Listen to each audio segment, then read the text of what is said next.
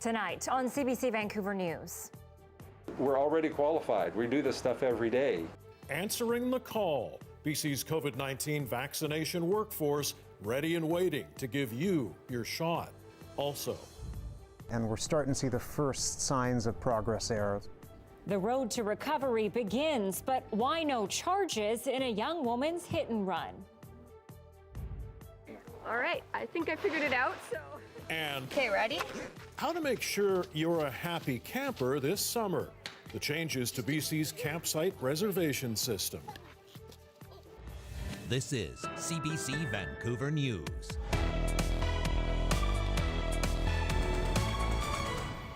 Good evening and thanks for joining us. More COVID-19 vaccines are heading our way tonight, and for BC health officials, getting shots in people's arms is a delicate balancing act. Understandably, there's the need for speed. Millions of people are anxiously awaiting their turn, while health officials insist on careful planning of the rollout. Tonight, John Hernandez is hearing from some of the many people who've just signed on to help with the mass vaccination effort.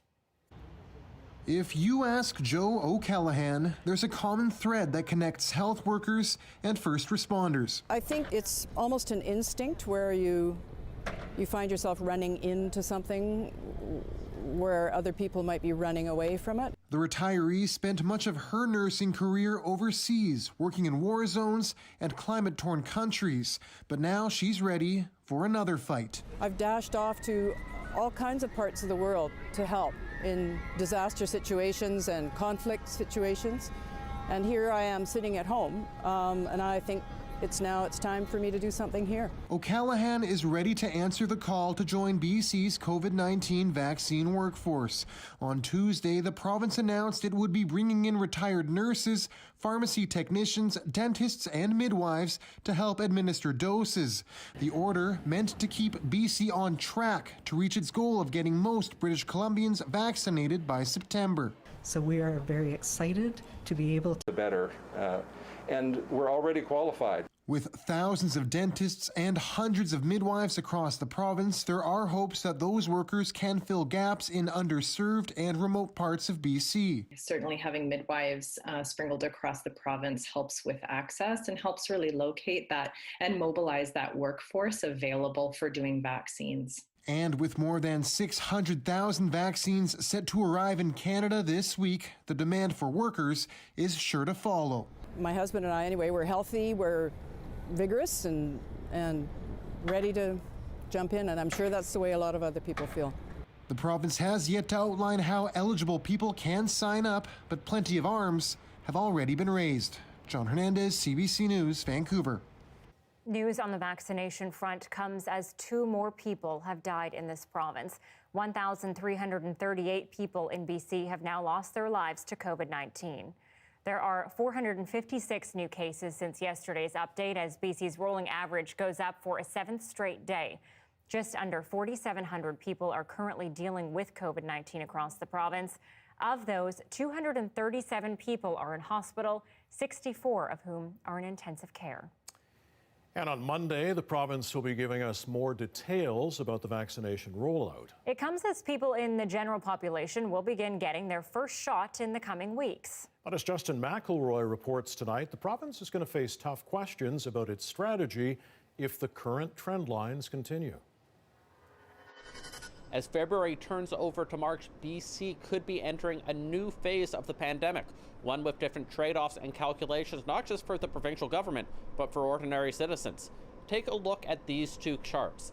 They show the total amount of cases per day of COVID-19 in the province and the number of new deaths per day from the virus. And while the total cases per day have been rising over the past 2 weeks, the number of deaths per day has consistently fallen since the beginning of the vaccinations. That makes sense. All long-term care homes have been vaccinated now, and at the height of the pandemic, 70% of deaths in the province from the virus were in care homes.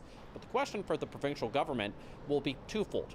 The first is whether they will continue with their strategy that we heard about yesterday of continuing to prioritize vaccinating the most elderly first ahead of those that might be most likely to spread the virus. and the other is the communication given to individuals about what to do with the virus after 1 year of regularly saying that the goal was to prevent deaths. Yet deaths are now being prevented by the vaccine.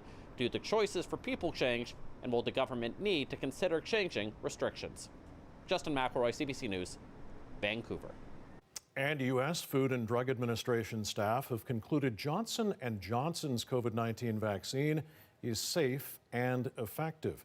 The company says its vaccine was 72% effective in U.S. trials.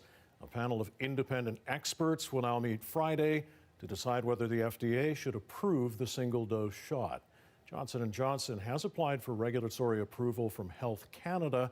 That application is under review. The federal government says active cases of COVID-19 are declining in First Nations communities across the country, but there are currently more than 1,400 active cases on reserves. And there's growing concerns about the spread of variants among those who are more vulnerable because of poor living conditions. It wouldn't surprise me that we get confirmation that there are variants of concern in Indigenous communities. The potential consequences can be devastating. Miller says vaccinations are now underway in 440 Indigenous communities, and more than 100,000 doses have been administered. And you may still have questions about COVID-19 vaccines, BC's rollout plan, the efficacy of the vaccines, and perhaps others. And we hope to try to answer them for you at an upcoming CBC Town Hall. Our Shot, Vaccinating BC, is happening in a couple of weeks. It's a free virtual town hall airing online, on television and on radio. And here's your invitation to participate. Just go to cbc.ca/OurShot. Questions can be emailed to bcasks@cbc.ca.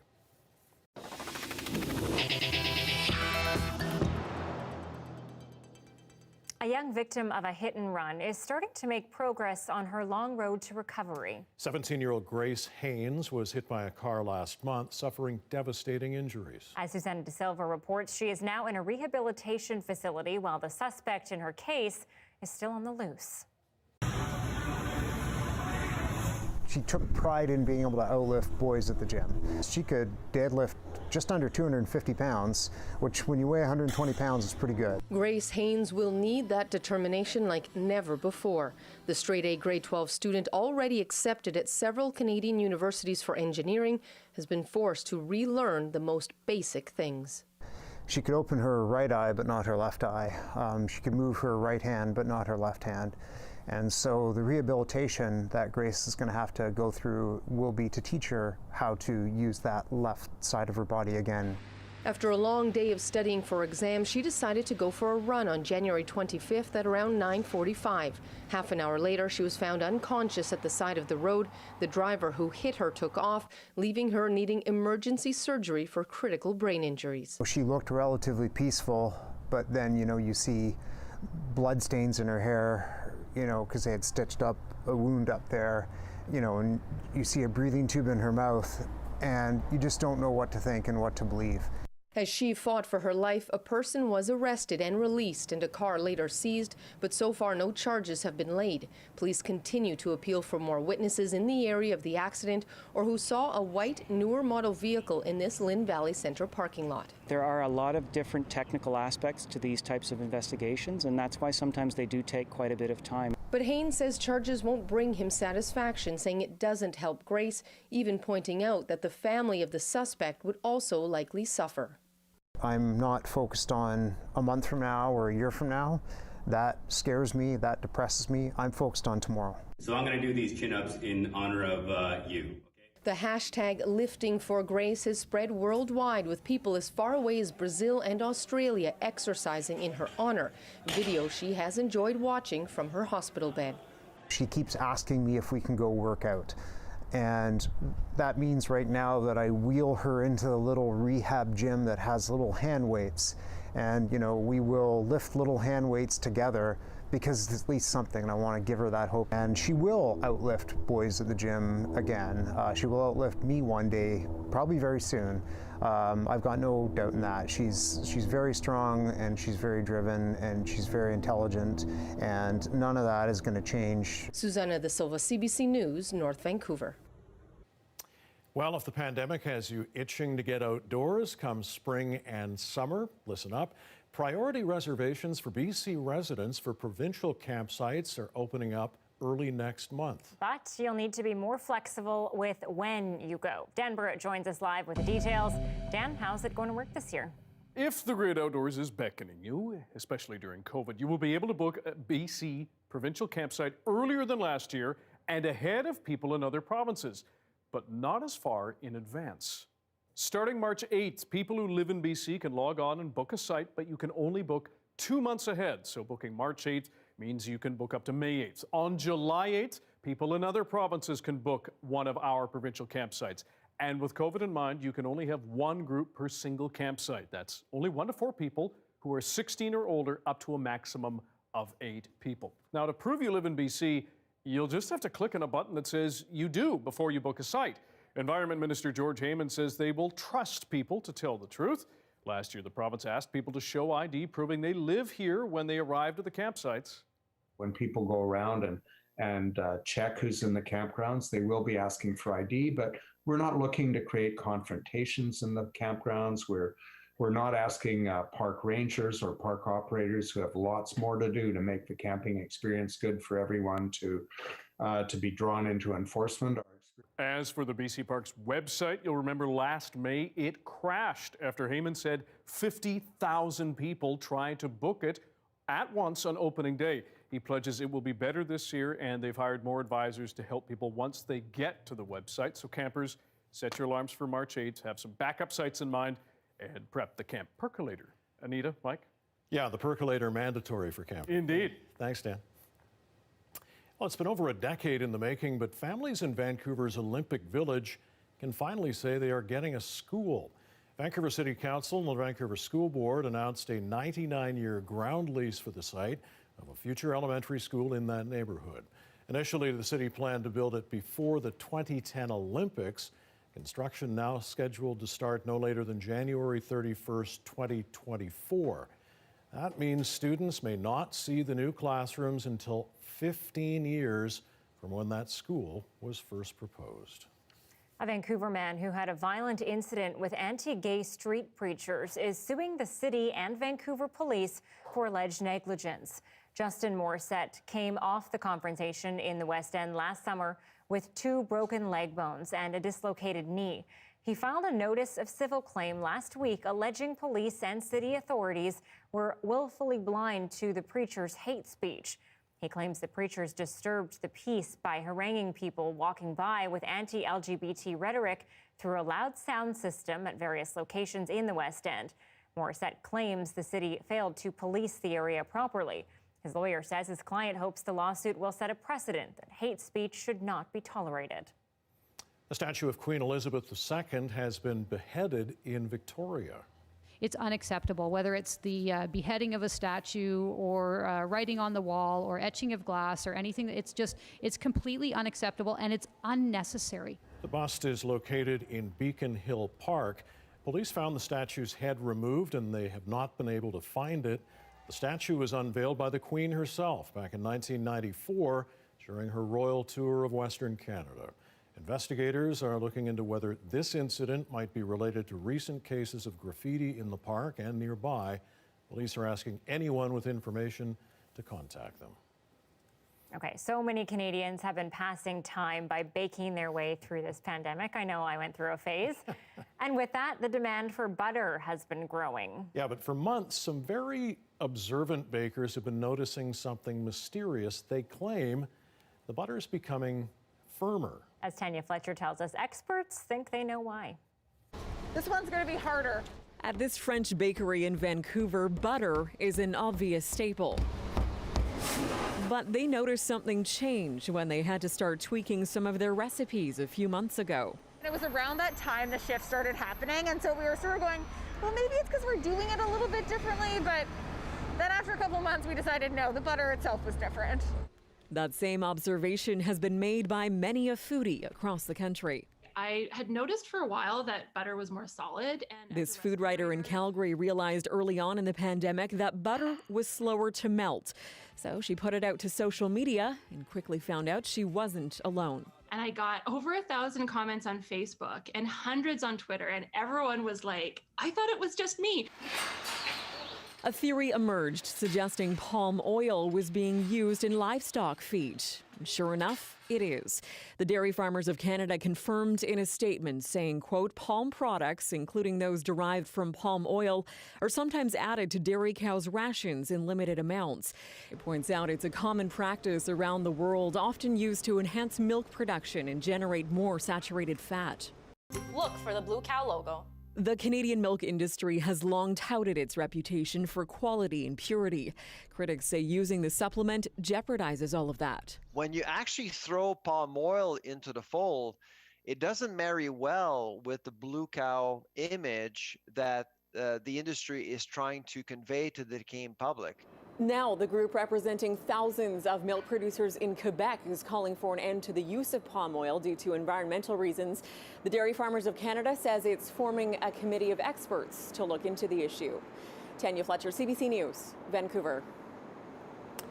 All right, meteorologist Johanna Wagstaffe joins us now. Joe, Anita, decidedly non-dairy, but what say you, team margarine or team butter?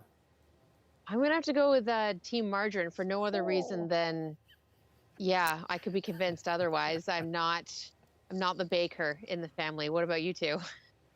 Well, she's non-dairy. Well, I'm non-dairy, but for health reasons. Otherwise, it would be pure butter all the way. Yeah, okay. I'm both, you know. She doesn't discriminate. Is that neutral enough? You must load both on your toast. No. Margarine on the toast, butter for bacon. There you go. There you go. Okay, well, I need to seriously rethink a lot right now. But at least I've got the science of the weather down. That is unchangeable, even if my other foundations have been rocked.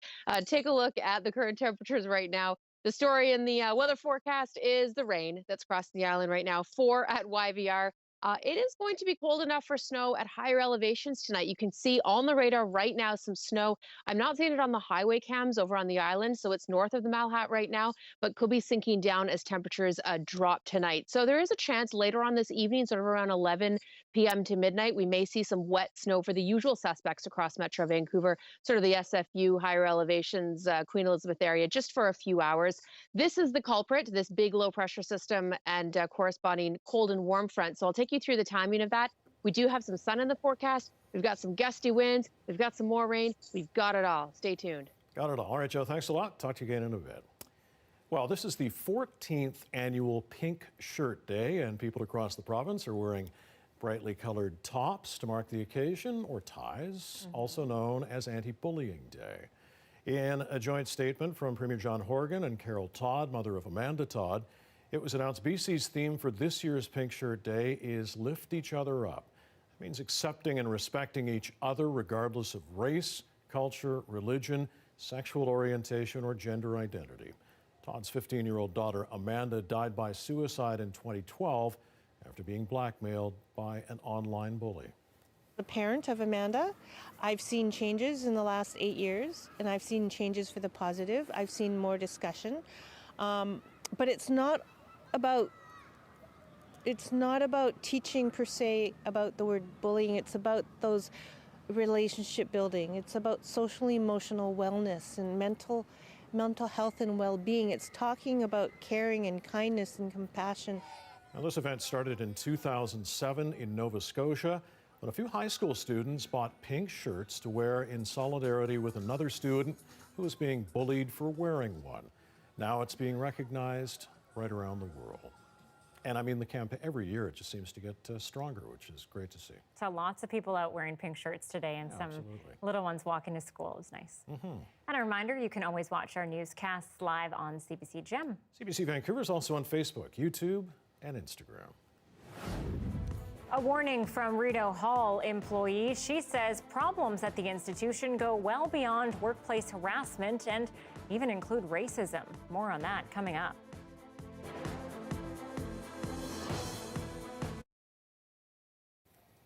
And at 6:19, thanks for staying with us during our commercial-free live stream tonight.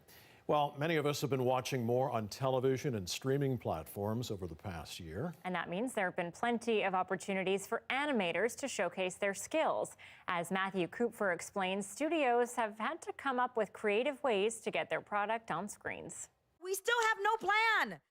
This is so much harder than I thought. This is the result of a whirlwind 8-week production at Big Jump Entertainment in Ottawa.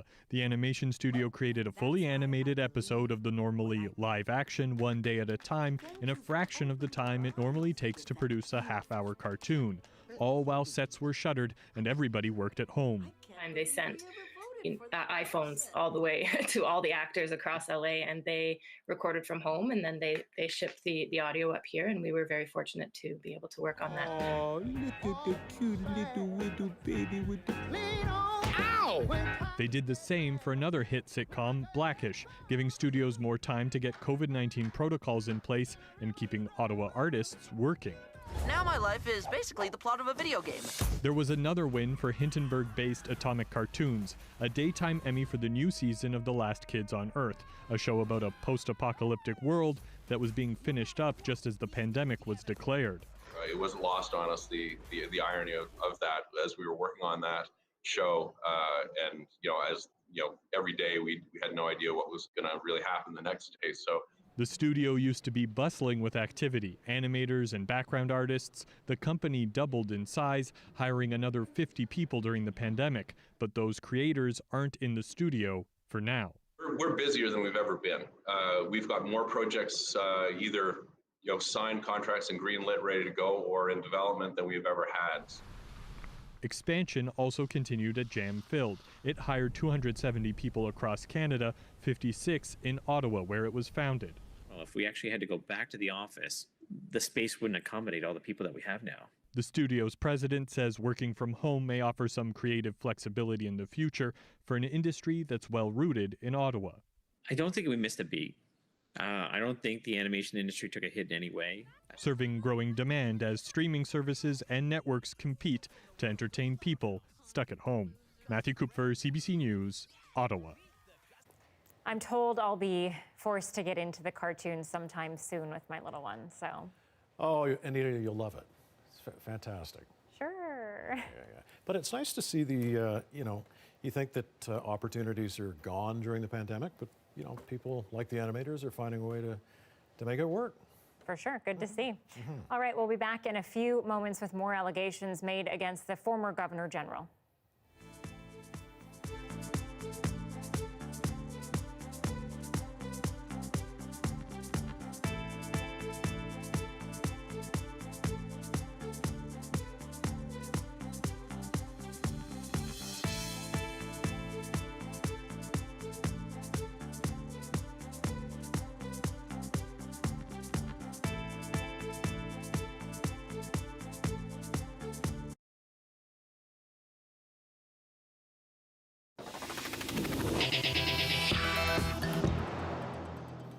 The office of the Governor General is under fire again, and CBC News has the exclusive. A former employee is alleging racial discrimination at Rideau Hall. That's separate from the allegations of bullying and mistreatment that saw Julie Payette and her top aide step down. Ashley Burke looks at an issue of urgent concern through the whole civil service. I feel I have no option but to discontinue my employment with the office, effective immediately. This is not a letter Khadija El-Halali wanted to write, but she says her treatment at Rideau Hall left her no choice but to leave. I felt ostracized. I just felt like I was inferior, that I was insignificant.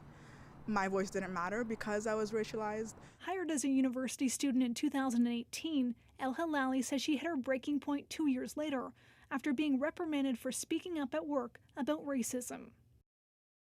This video excruciating for her to watch, the killing of George Floyd at the hands of Minneapolis police, sparking protests worldwide, including on Parliament Hill. At Rideau Hall, silence on the issue. After a week, El-Halali sent this email to all 200-plus Rideau Hall staff about Floyd's death and how it affected her. "My heart is heavy and I am hurting," she wrote. "It is not the job of only Black people and people of color to continuously speak up against racism.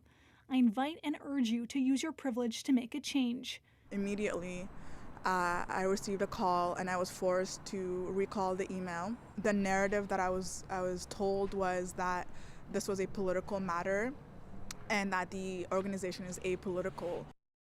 El Halali says the same superior who reprimanded her the next day praised a white colleague for having the courage to speak up about the same issue during a staff meeting.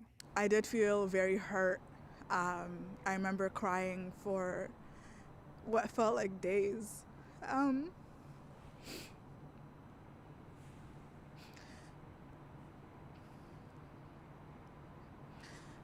think that was the eye-opening event that told me that this place was not for you. It sounds like the status quo. Erica Ifill filed a human rights complaint alleging discrimination, harassment, and bullying against her over the past decade in the public service.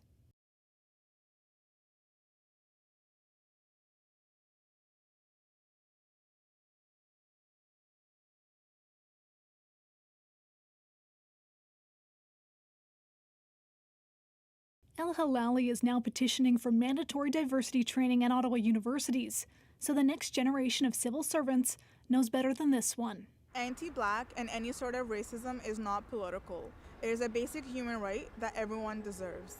We contacted all of the members of management involved in El Halali's case, but none provided a comment.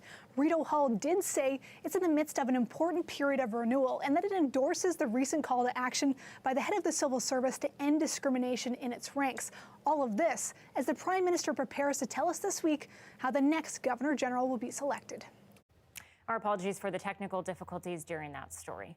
Well, Toronto investigators are caught in a bind after being accused of using illegal tactics for one of Ontario's largest probes into organized crime. A multi-million-dollar investigation was looking into illegal gambling and loan sharking. And as John Lancaster explains, the charges against the accused mob members were stayed after the Crown got wind of the police methods.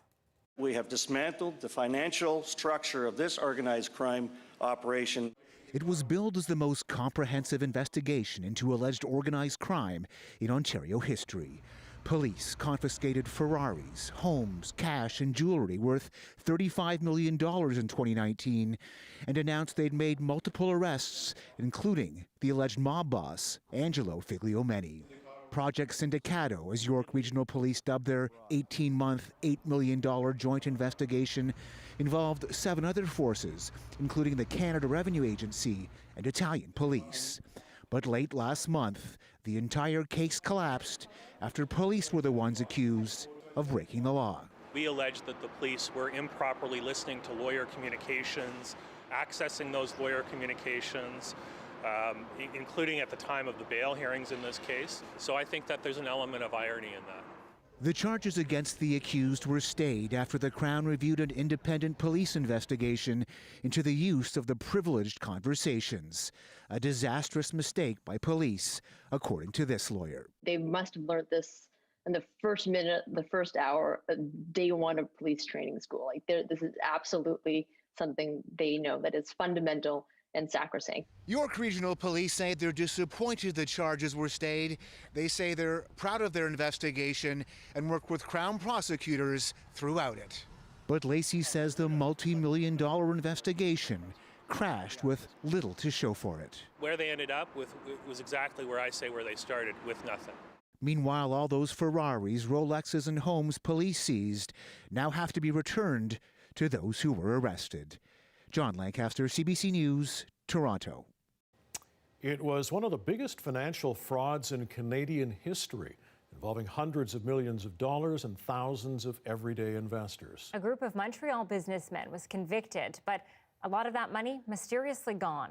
Now, an investigation by the CBC's Fifth Estate reveals some new clues about those missing millions. Janet Watson and Catherine McDonald carry their nightmare in these bankers' boxes, defrauded of much of their retirement savings 15 years ago. It was panic right at the beginning, and then it was incredible anger. Do you believe to this day that these characters have money stashed away? Yes. 3 co-conspirators were convicted in the fraud in 2016. The evidence shows they moved investors' money to offshore tax havens and beyond, where it vanished. Millions never found. I learned over the years dealing with these situations that when people commit fraud, they almost always have money hidden somewhere in the world. But an investigation by the Fifth Estate and Radio-Canada's Enquête has tracked down 4 companies set up here on the Isle of Man when the fraud began. 3 of the 4 shut down when the fraud was exposed. Well, where did the money go? The companies were linked to a Canadian-trained accountant we tracked down in Bermuda back in 2017. He refused to speak to us. Who are you protecting? One of the 3 convicted fraudsters, Lino Matteo, is now out on parole and agreed to speak to the Fifth Estate. Here's what I'm going to say, okay? Anyone that lost money is absolutely entitled to be upset. When pressed for details of that fraud, I view your question as insulting. In fact, we're going to stop. Stop the cameras, please. with new clues, there have been calls for the RCMP to open an investigation and for Parliament to look into the affair in the ongoing hunt for the missing millions. Mark Kelly, CBC News, Toronto. Police in California say they will not be laying any charges against Tiger Woods after that major car accident near Los Angeles yesterday. They say Woods showed no signs of impairment. The 45-year-old golfer underwent a lengthy surgery on his right leg and foot and ankle and is now recovering in hospital. Investigators are trying to figure out what caused Woods to swerve off the road and roll down a steep hill at about 7 in the morning. They say weather was not a factor. Rescuers had to extricate Woods through the front windshield. He was alone in the car at the time. No other vehicle was involved. Now, the tragic story of a Saskatoon mother who found her teen son dead in his room. She is certain the cause was an online challenge, and she blames the impact of the pandemic. The CBC's Bonnie Allen listened to her warning and took it to an expert. He had a lot of charisma and passion for life. Melanie Anderson says her 13-year-old son Cash lived life at full speed, always wearing out shoes and usually on a skateboard. He was just focused and alive, and he was so good at it, and it brought him a lot of confidence. But in early February, she says the pandemic was wearing on him. She had COVID-19 and the entire family was in quarantine. I had a parental app on his phone and would take his phone at night, but I couldn't take it from him anymore because during this pandemic, that is their only connection to the outside world. She discovered her son dead in his bedroom. He had died from asphyxiation. Anderson says it didn't appear to be suicide, and an emergency responder suggested Cash could have been doing what's known as the choking challenge or pass out challenge on TikTok. This one I've seen heralded actually as the good kids high. So by trying to deprive their brain of oxygen, it almost creates a bit of a sense of it feels good. But it's very dangerous, even deadly. An important piece is really to understand the driving forces underneath this. It's not just simply social media by itself, but it's childhood. It's the want to feel recognized, the need to feel validated. Dr. Aisha Kurji says isolation and boredom are exacerbating factors. You have more time on your own to do things and experiment with things that maybe you wouldn't have had before because you were in activities and keeping yourself busy in other ways. He needed somewhere to release that energy. Anderson may never know for sure what her son was doing when he died, but she wants other parents to pay attention just in case. Bonnie Allen, CBC News, Regina. It started with an incendiary post on Facebook, and now many people are coming forward saying their mayor should go. The controversy embroiling the tiny BC town of Poughkeepsie coming up.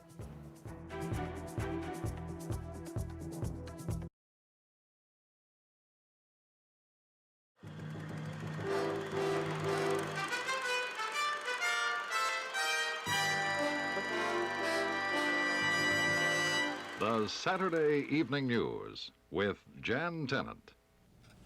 Good evening. People in the Vancouver area have had just about every kind of strike going in the past week. There's no garbage collection, public theaters are closed, and phone workers are still staging sit-ins in the telephone company offices. And today, as Larry Rose reports, there was yet another strike. When people in Vancouver woke up this morning, they were greeted with the news that many of them would be without commuter bus service. And it's not an isolated problem. Labor disputes seem to be breaking out everywhere. Civic workers have been on strike in many areas of Metro Vancouver for a week. BC Telephone employees have virtually taken over the phone system, occupying at least 15 major phone installations around the province. Add to that a strike of all major cement companies and a strike lockout at Nabob Foods, a huge wholesale firm, and the list goes on. In all, it's the worst outbreak of labor unrest in BC in a province with a history of labor problems. Today's problems at Metro Transit left buses shut down in 6 major suburban areas, although they were running in the city of Vancouver itself. It's all the result of long-standing grievances. Not enough drivers being hired, they have no lunch breaks. The drivers say they're fed up. We are understaffed. We're guys working 115 hours every 2 days. If we refuse to work overtime, we're getting documented, which is a form of disciplinary action as far as we're concerned. Also today, the BC Federation of Labor declared what amounts to an industrial relations war with its employers. Solutions or settlements. As a result, we will start an escalating program of economic action beginning next week. This action will be taken in cooperation with and in consultation with our affiliates. If BC Tel, the GVRD, and Nabob think that they've been in a fight up to now, they're going to get a very rude shock very shortly. Unlike many strikes in the past in BC, the disputes underway now seem to affect most people directly. Services like garbage collection, it hasn't been picked up in a week. And for people here, it's just one of the problems that continue to pile up. Larry Rose, CBC News, Vancouver.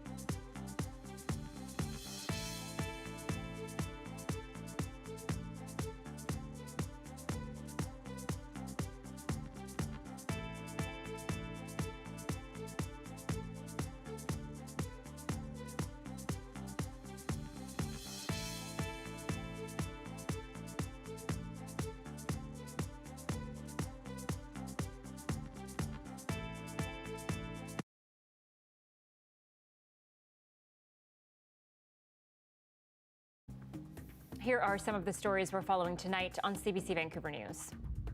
I think it's almost an instinct where you find yourself running into something where other people might be running away from it.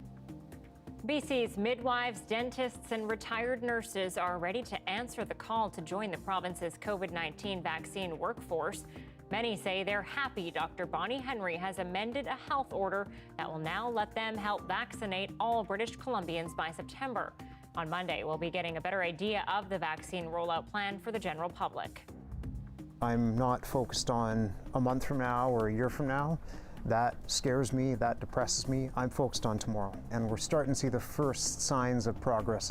A 17-year-old girl is on the road to recovery after a hit and run last month in North Vancouver. Grace Haynes is now in a rehabilitation facility while the investigation into the devastating crash is ongoing. A person was arrested and released. So far, no charges have been laid. Her father says their focus is on his daughter getting better. People living in BC will have priority access to provincial campgrounds all summer, but campers are being asked to choose a site close to home where possible to avoid long road trips during the pandemic. The reservation system will open March 8th to our residents and not until July for people in other provinces. Controversy is swirling tonight about a town council in a tiny northeastern BC community. It revolves around the mayor of Puskopi, a town about a 10-minute drive from Dawson Creek. Members of the community, including some councillors, are calling for the mayor to resign over her conduct online. The CBC's Andrew Criata is following this story and joins us now. So Andrew, tell us what's happening there. Yeah, so last week, a Facebook post from Poughkeepsie Mayor Lorraine McKetty started getting shared around and condemned. The post showed 4 pictures of houses with garbage in their yards, and the caption read, "Don't want pipelines, they want to protect our land, yeah, right."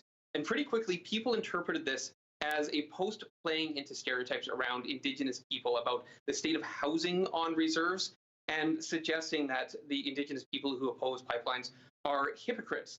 McKetty has insisted that is not what she was saying, but she hasn't really clarified what was the point of that post. I tried to ask her about it, and this is what she told me. It was not meant for a racist statement. There's nothing in that statement that says it was First Nations. It is an environmental post. It was a pro-pipeline post is what it was. I realize how it's been interpreted. I've had death threats. I've had people message me. Yeah. So, but right now it's bullying and harassment, and that needs to stop. She said this post had resurfaced as part of an argument she was having about something else on Facebook, and she referred to it as blackmail. But on Saturday, council held a special meeting to discuss what to do about this. McKetty didn't attend. She told me that she was too upset after getting all the condemnation and the various messages of people upset with her. But during that meeting, Village Council voted unanimously to remove McKetty from all committees, as well as to ask her to resign. McKetty refused. She said that she was elected by the people of Poughkeepsie, that wasn't up to council. And so she continues to be in place, including on Monday when she attended a meeting for council, and it became pretty tense. It started with 15 minutes of her fellow councillors questioning her about her conduct online and asking her if she would step down. And Andrew, the video from those council meetings, as you say, seems to show it was indeed pretty tense. Yeah, it was a really tense meeting. And another thing that came out of that was another post from McKetty's past. It was reportedly done sometime after Trudeau and the Liberals were elected in a discussion around gun control. And in this post, McKetty wrote, "Everyone probably can have them, just not Caucasian. That is just about everything. I feel like a Jew back in the day waiting for my cattle car." And that did not sit well with a lot of people, including Councillor Ken Dover. He questioned McKetty about this post during the meeting, and here's what that sounded like. So you would liken your position to a Jew in a cattle car waiting to go to? Once they take our guns away, back like Hitler, that's what it was all about. You know what? That is a terrible, terrible comparison. How dare you compare yourself to a Jewish person? There is no comparison. McKetty told me that she does regret these 2 posts, and she does want to get sensitivity training in order to do better. But she also said that she will continue to be herself, that she is a raw, unfiltered person in person and online. She has no plans to step down, and she plans to run for re-election again in 2022. All right, well, we'll certainly see if those council meetings remain as tense as those recent ones have been. Thanks for doing this, Andrew. The CBC's Andrew Kuriata in Prince George reporting for us tonight. Thanks. Well, one group wants to build a luxury racetrack on some farmland. Coming up, why a 15-year-long battle between the doctors and farmers is only accelerating. 6:43, a live look at Harbour Centre in downtown Vancouver tonight, lit up in pink for Anti-Bullying Day. Well, a lovely day on the south coast until it wasn't, and those clouds that rolled in will produce some showers starting tonight, but there is a chance the sun could be back. Johanna's going to tell us more next.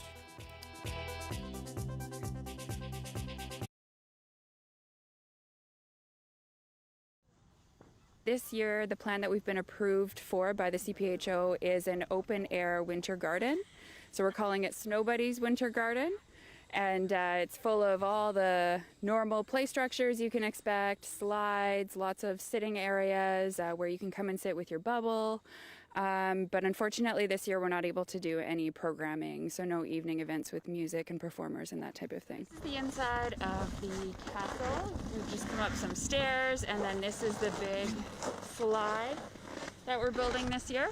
This is a bit of a lookout up here, and we're going to have people coming up one at a time to go down the slide. So to come to the castle this year, it's going to be free. There's an option to donate if you'd like, but we wanted to make it free to the community So you can go to our website, snowking.ca, and every Sunday night before the week that is coming up, you'll be able to reserve your ticket for different time slots that we have available. We're doing 90-minute windows for the most part. Saturday evenings will just be hour-long time slots. So we're standing inside the castle walls right now, the snow garden walls. We're going to have a separate entrance, which will go up to the ticket booth right here. And then when your time slot is over and you're ready to leave, the exit is just over here. So separate entrances and exits. When you reserve your ticket, you'll get an email prompting you with a couple of things like social distancing, wearing a mask, and coming just with your bubble. And in that email, we're also going to ask people to come 5 to 10 minutes early, and we'll have markers outside the entrance to kind of space people out.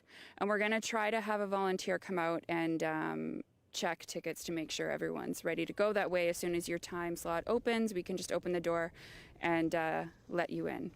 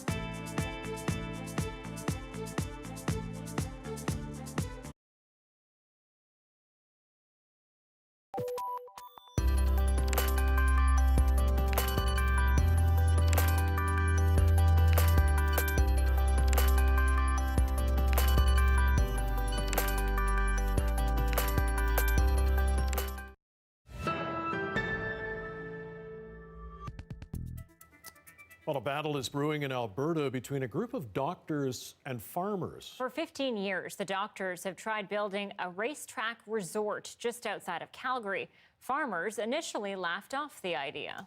But as Kyle Bax reports, the possibility of construction beginning this summer now has those same farmers accelerating their opposition. In a promotional video, it's clear this is more than just a racetrack, but 4 circuits, a hotel, condos, and other buildings. Behind the proposed development, a group of doctors who want a place to race street-legal cars near Calgary. That's the driving motivation behind the $500 million proposal. There's so many vehicles and people with vehicles, they just cannot use them for their potential. I mean, you know what I mean?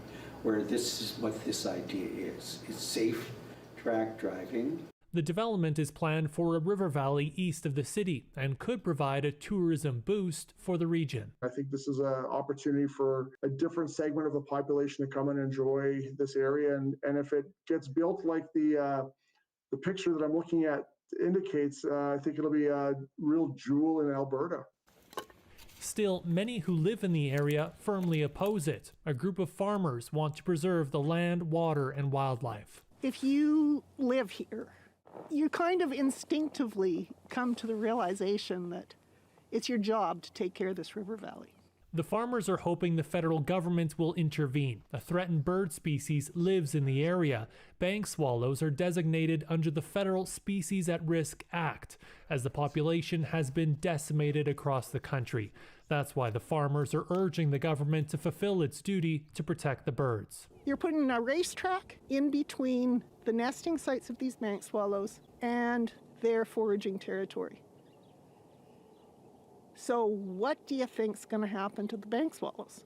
The federal government says work continues on a strategy to protect the birds, but the racetrack is a provincial matter. The provincial government did not respond to requests for comment. The motorsport group hopes to break ground this summer. Kyle Bax, CBC News, near Rosebud.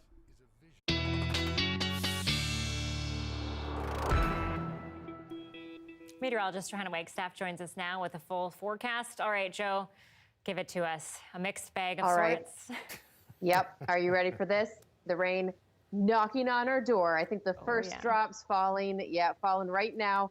I'd probably say around UBC, seeing those raindrops, and they'll track eastward through the next few hours. Here's a look at the radar. The rain is a-coming, crossing the strait as I speak. You can see on the blue, as I mentioned earlier, the purple, I guess, seeing some snow towards higher elevations of the island. Not seeing them yet on the highway cams, but a good chance Malahat could see some wet snow tonight and higher elevations in Metro Vancouver. Looking up towards Sunshine Coast, getting snow in towards higher elevations there. The rain will continue through the overnight, but temperatures are going to rebound as we head into tomorrow morning. So let's take a look at how things will time out. There's the big system. High pressure was our story today. In fact, most of the province getting sunshine, and we had that nice sunshine to start. This system will be bringing some good snow to the mountain ranges. Behind it, gusty winds coming in from the north. So while we are looking at clearing through Thursday afternoon, those will come, clearing skies will come with some gusty winds, but I think the gustiest of the winds for Friday morning. I'll talk more about that in a moment. Quick look at the province for tomorrow. A good 2 to 4 centimeters through the southern interior overnight tonight. Kelowna, Kamloops waking up with some fresh snow before clearing out towards Cranbrook. More like flurries for you before we get into some sunshine in the afternoon. And Prince Rupert, a good 20 to 40 millimeters.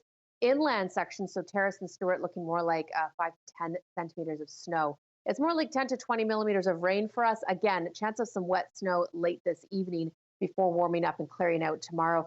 Look at these temperatures in the interior, still quite mild for this time of the year, and bumping up a little bit for the south coast as we get well behind that cold front for Friday. That's when I'm looking at the gustiest of the winds. So breaking down your 5-day forecast, just a few lingering showers through Thursday morning. I think we'll see some sunshine in the afternoon, but a stray shower also possible tomorrow afternoon with this general westerly flow and generally breezy by the water.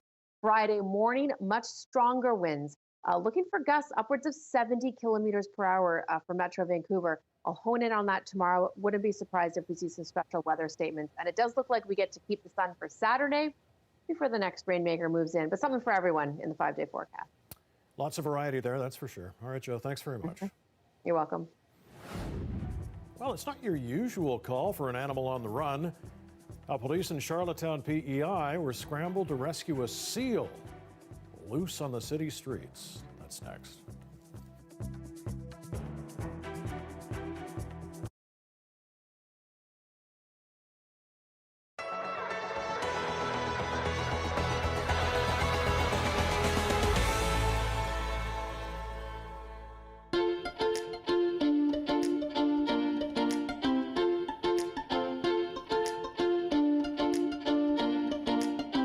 Is Marty Byrne. I'm a potter. I'm a ceramic artist. Before COVID, we could get groups of people, like the Special Olympics or the classrooms of the kids, everyone was just really enjoying it. And then COVID came along, and all of a sudden, the events were halted. Nobody could go in anyone else's bubble. So I had to adapt my business because crafting was even more important then because everyone was so isolated. So what I did was I changed my business to go with that, and I got these curbside craft kits.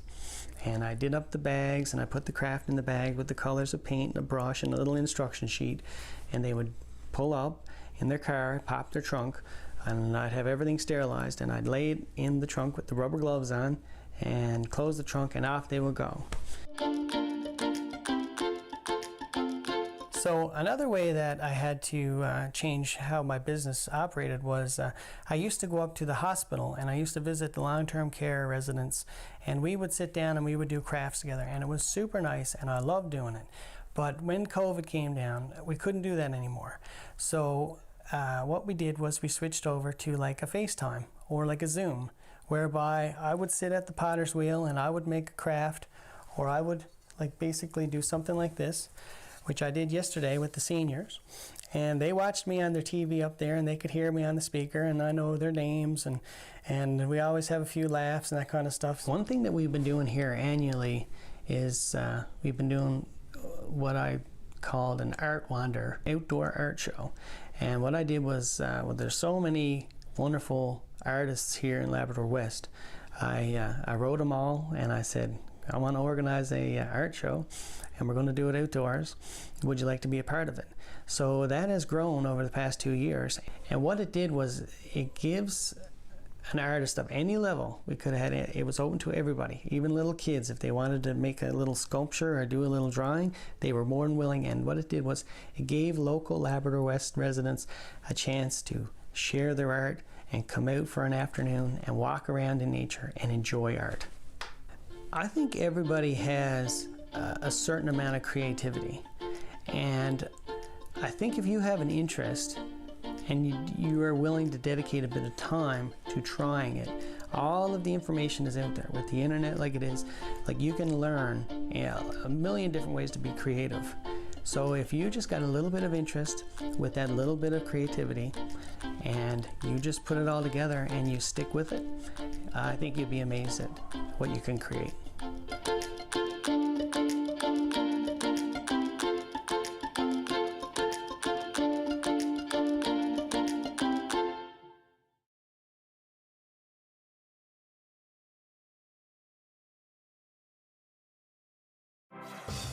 Hi, I'm Amy Bell, and here's what's in your CBC Vancouver inbox. Subscribe now to Pieces, CBC-BC's new original podcast. Host Jeremy Ratt goes on a journey of self-discovery as he explores his Indigenous roots. Learn more at cbc.ca/pieces. And the COVID-19 vaccine is coming. Do you have questions or concerns? On March 3rd, join us for community conversations and get involved in the discussion. Sign up at cbc.ca/ourshot.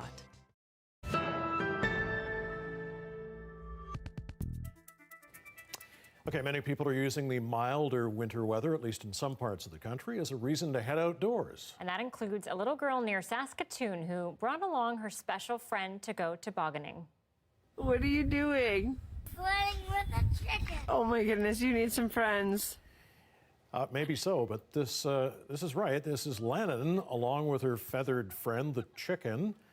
Her mother captured the video of the bird and the girl having a little fun in the winter sun. We're told the hen came to live with the family after being in the city for a few years. Apparently, she's taking country life pretty well. Those city hens, eh? Gotta go those. I don't know how much she's enjoying that, but give it a try. Yeah. All right, it's not often or maybe ever that police would be responding to a call like this. But officers in PEI got reports of a slippery suspect shimmying down a city street. When they arrived on scene, they found out the description was pretty accurate. Yeah, we got a little strange call.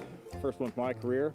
We got a call of a seal. Just got up, ready to make my coffee, and I looked out the kitchen window, and I looked, and here was this seal traveling down the sidewalk here. And I went into panic mode and grabbed my phone and called 911. And then I just said, there's a seal traveling down Patterson Drive on the sidewalk. So I said, I'm going out. I'm going to stay with him until you send the police. We approached the seal, realized he was in good health at this point, contacted Department of Fisheries officers. With their consultation, we made the decision that we were going to take the seal into our custody and transport it back to its natural environment. I don't think he was too happy. He was, I think, probably cursing at me in seal language, but I just said, we're going to take care of you, don't worry about it, just, and then he at me, like he was just like, either help me or like get lost. I woke up yesterday morning, it was 10 to 8 roughly. I heard a commotion and I opened my blind up in my bedroom, and there's 2 city police officers arresting a seal. He was feisty. Yeah, he was a little feisty, not real cooperative, but myself and a few other officers got an emergency blanket out of the rear of the patrol vehicle, and we wrapped the seal in it and placed it in the back of our vehicle. We then transported them down to the waterfront area around the bottom of Haviland Street, and we placed him in the water, back to his natural habitat, and away he went. It turned out great. No one got hurt, and the seal was okay, and happy ending story. I love how serious the police officer was. Just, you know, so serious. I don't know about the back of that car, though. That's got to be a little stinky. A little stinky, and looked like there was some residue on the seat, but you can clean it off. The seal is safe. Everybody's good. All right, just a reminder, you can always watch our newscasts online anytime, cbc.ca/BC. Next local news is with Dan at 11 o'clock after the National. Have a good night. Good night.